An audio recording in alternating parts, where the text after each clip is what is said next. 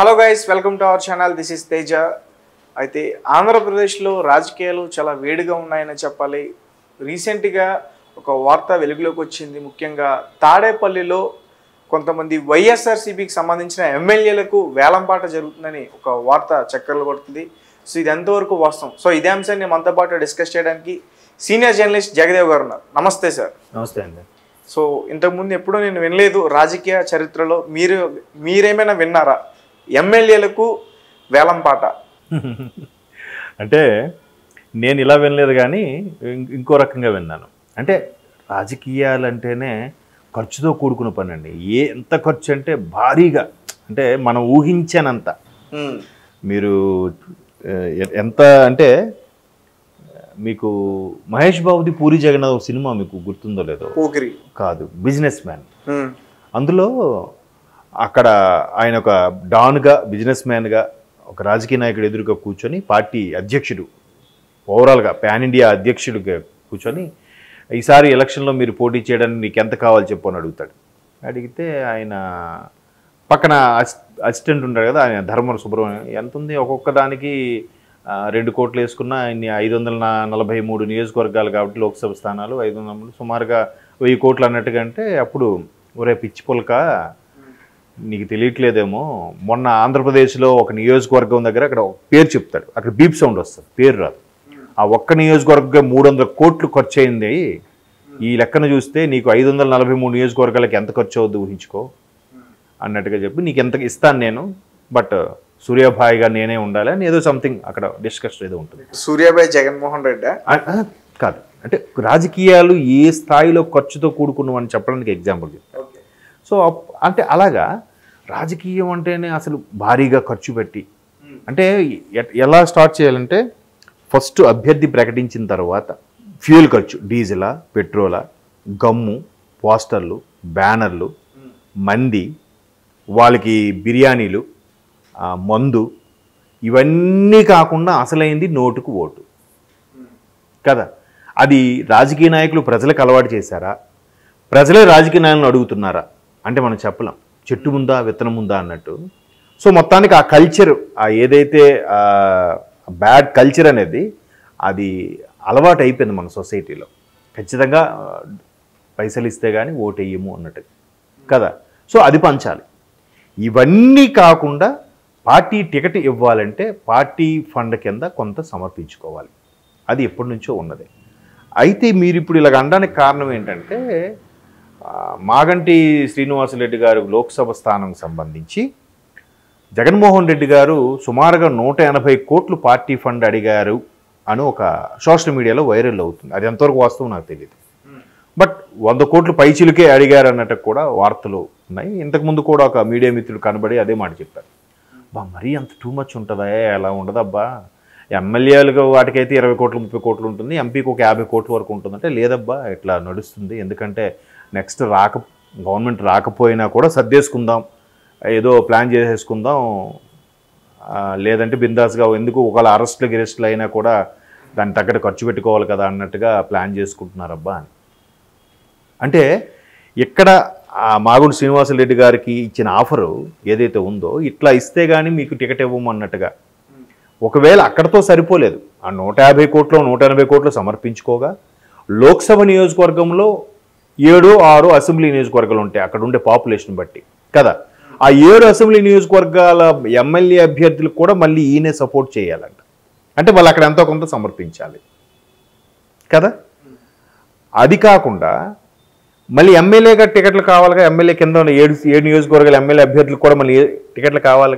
Ticket కావాలంటే మళ్ళీ అక్కడ పార్టీ ఫండ్ సమర్పించాలి.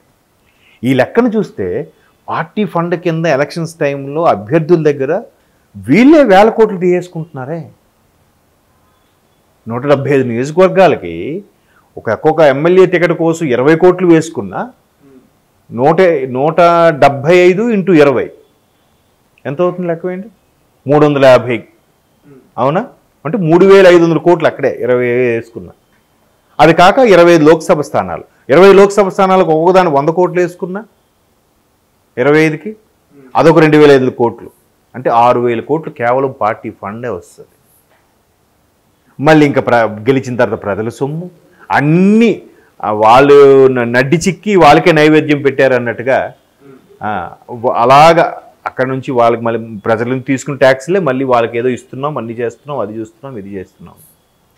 చూడండి అసలు ఎంత వేరే లెవెల్లో అసలు ఒక్కొక్కడు తిండికి లేకుండా చాలామంది ఇబ్బంది పడుతుంటే, అప్పుడు సగటు నాలాంటి వాళ్ళు అరే ఒక ఇల్లు కొనుక్కోవాలి, ఇల్లు కట్టుకోవాలంటే ఇబ్బంది ఆలోచిస్తుంటే అక్కడికి ఏమీ కాదు. వేల కోట్లు అంటే వేసుకున్న కోట్లు నిజమైన కోట్లు అర్థం అవ్వట్లేదు.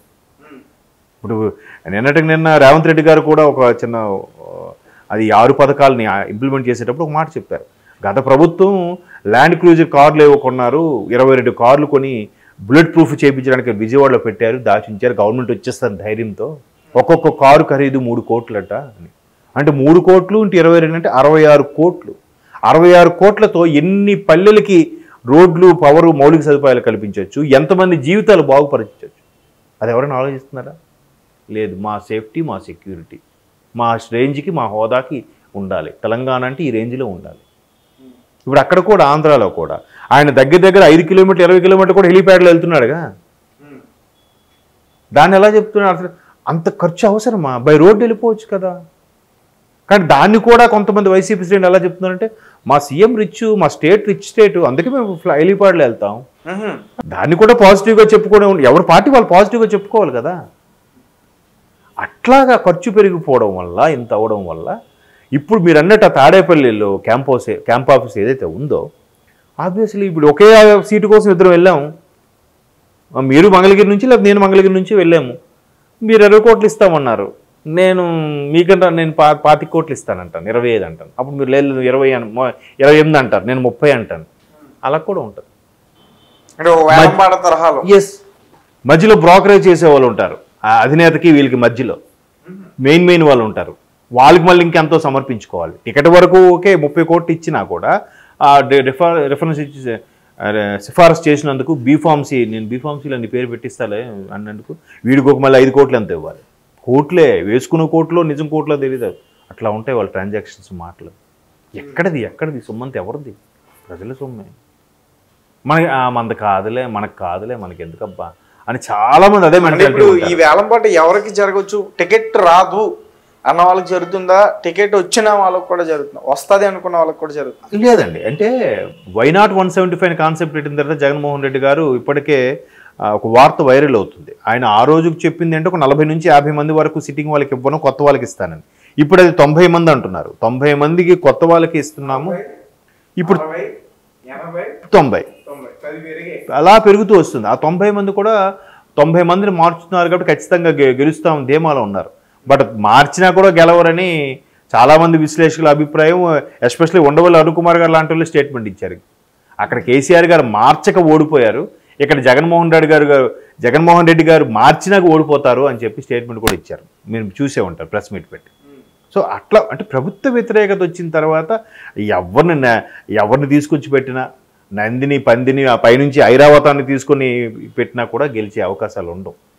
అంతే కదా. షఫిల్ చేసినంత మాత్రం ఎక్కడ ఒక ఊర్లో బంటుగా ఉన్నాడు ఇంకో ఊరు వెళ్తే రాజు అయిపోతాడా? అవ్వలేడుగా. కష్టం. ఇక్కడే ప్రజల మద్దతు గెలుచుకోలేని వాడు, ఇక్కడ ప్రజలకి సేవ చేయలేని వాడు ఇంకో ఊరు వెళ్తే ఎలా చేస్తాడు? ఈ ఊరు పరిచయస్తులే నీకు నమ్మకపోతే పరిచయం లేని పక్క ఊరు నియోజకవర్గ ప్రజలు నిన్ను ఎలా నమ్ముతారు, నీకు ఎలా ఓటేస్తారు కదా. వాస్తవం కాదో మనకు తెలియదు, నీకు తెలియదు, నాకు తెలియదు. అవును. కానీ ఒకవేళ నిజంగానే అది నిజం అనుకుంటే ఒక ఎమ్మెల్యేకి ఎంతవరకు ధర పలుకుతుంది సార్? అదే అంటున్నాండి. అంటే ఇప్పుడున్న ట్రెండ్ ప్రకారం అంటే సరదాగా ఇందాక ఒక ఫ్రెండ్ కొలీగ్ నేను మాట్లాడుకున్నాం. అలాగే మరి 180 కోట్లు ఉండదు కంట, ఒక 50-60 కోట్లు ఎంపీ స్థానంకి ఉండొచ్చు, ఎమ్మెల్యే స్థానానికి అయితే ఒక 20 నుంచి 30 కోట్ల వరకు ఉండొచ్చు అన్నట్టుగా మాట్లాడుకున్నాం. ఇది ఓన్లీ పార్టీ ఫండ్. అధినేతకి ఇస్తే అధినేత మనకి పేరు బీఫార్మ్స్ ఇస్తాడు మనకి. మిగతాదంటే నేను చెప్పాను కదా, మళ్ళీ నోటుకు ఓటు, ఫ్యూయల్ ఖర్చు, మంది ఖర్చు, వాళ్ళ ఫుడ్ ఖర్చు, వాళ్ళ తాగడాల ఖర్చు, పోస్టర్లు, బ్యానర్లు, స్టిక్కర్లు, స్టేజ్లు. మళ్ళీ ఎక్కడెక్కడ సమావేశాలు స్టేజ్ పెడతారా? ఆ స్టేజ్లు కట్టినప్పుడు మరి అక్కడ మా స్టేజ్ ఆ సప్లైస్ వాడు బతుకుతాడా? ప్రింటింగ్ ప్రెస్లు మాత్రం ఈ 3 నెలలు వాళ్ళకి పిచ్చగా డబ్బులు వాళ్ళకి వాళ్ళు బాగా సంపాదించుకుంటారు. అంతే కదా. ఆ స్టేజ్ దగ్గరికి జనాలు తరలించాలంటే మళ్ళీ అక్కడ లారీలు, ట్రాక్టర్లో పెట్టి తరలించాలా? ఆ ట్రాక్టర్లకు మళ్ళీ డబ్బులా? మళ్ళీ డీజిల్, పెట్రోల్ ఖర్చులా? ఎక్కడ వీళ్ళందరి కోసం ఎలక్షన్ స్టార్ట్ అయిన నుండి ఎలక్షన్ కోడ్ అమల్లో ఉండి పోలింగ్ వరకు కూడా కౌంటింగ్ వరకు కూడా ఒక ఇల్లు తీసి పెడతారు, ఒక పార్టీ ఆఫీస్ లాగా. వీళ్ళందరూ అక్కడ కార్యకర్తలందరూ పడుకోవడానికి. మరి అదొక రెంట్. వాళ్ళు ఉదయమే కాదు, ఉదయం టిఫిన్లు, మధ్యాహ్నం భోజనాలు, రాత్రి భోజనాలు, మధ్యలో మందు గిందు అన్నీ. ఎంత ఖర్చు చూడండి. అదొక కనీసం 20-30 కోట్లు అవుతుంది. తక్కువ. ఇవన్నీ రేట్లు పెరిగిపోయాయి.